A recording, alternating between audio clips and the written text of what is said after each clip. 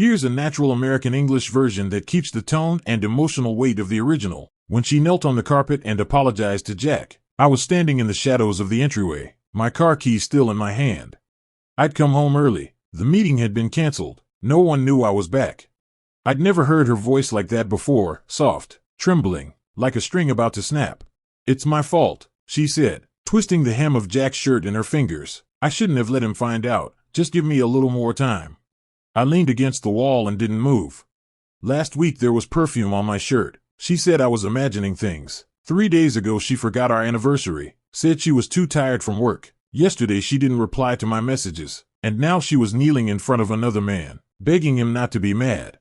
Jack rested a hand on her head, like he was petting a dog. "You sure he'll let go?" he asked. "He'll get tired," Lily said, pressing her face against his leg. "He always does." I turned around and quietly closed the door behind me. The hallway lights were off. I sat in my car and texted her, "Working late tonight. Don't wait up." She replied instantly, "Okay, don't forget to eat." For the next 2 weeks, I watched.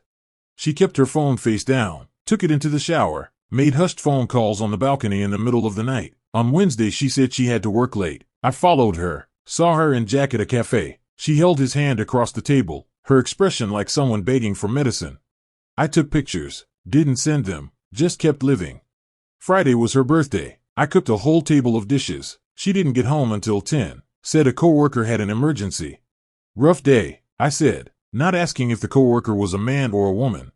She froze for a second, probably waiting for me to start a fight. I didn't.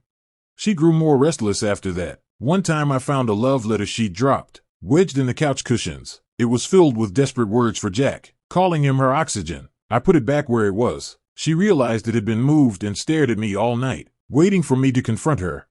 I didn't mention it.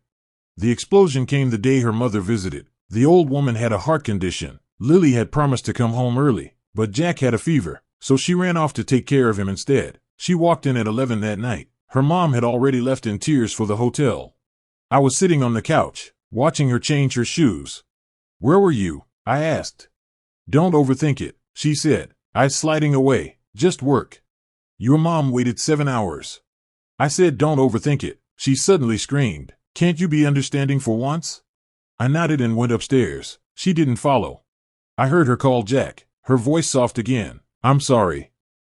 I messed up. I shouldn't have gone to see you today. I made him suspicious. Please don't be mad at me, okay?"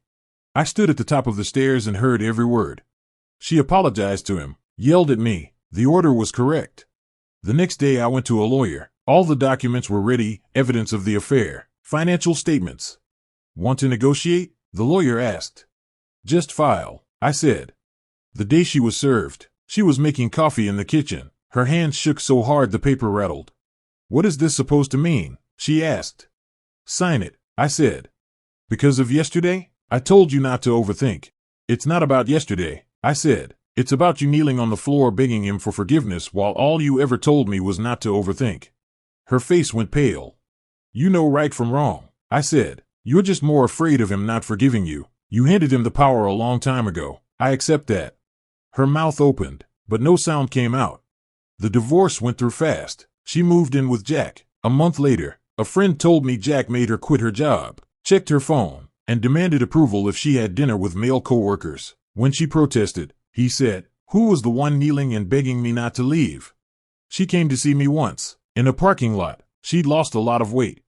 "I was wrong," she said. "I really was." I nodded. "Maybe, but your mistake was against him. The moment you begged him for forgiveness, you made the choice for me." "Can't I have one more chance?" she cried. "I gave you chances," I said. "Every day you chose him was a chance." She just stood there, frozen. Later I heard their fights got ugly. Jack hit her. She called the police, moved out, rented a tiny apartment. I got a letter from her. It was long. The last line read, "I thought begging him would save love. I didn't realize I was putting the knife in your hand myself." I threw it away. Nothing left to say. Whoever you bow your head to is the one you hand the rope to. She gave it to the wrong person. No wonder the knot ended up in the wrong place. Last month I ran into her at the supermarket. She was buying discounted bread. When she saw me, she tried to avoid me. I pushed my cart over and nodded. She suddenly asked if back then I had asked you for forgiveness first. I cut her off. "There is no if. The moment you knelt down, the ending was already decided. As I walked away with my cart, I heard her crying softly behind me. I didn't look back. Some doors, once closed, stay closed, and the one you knock on by mistake will never open for you again.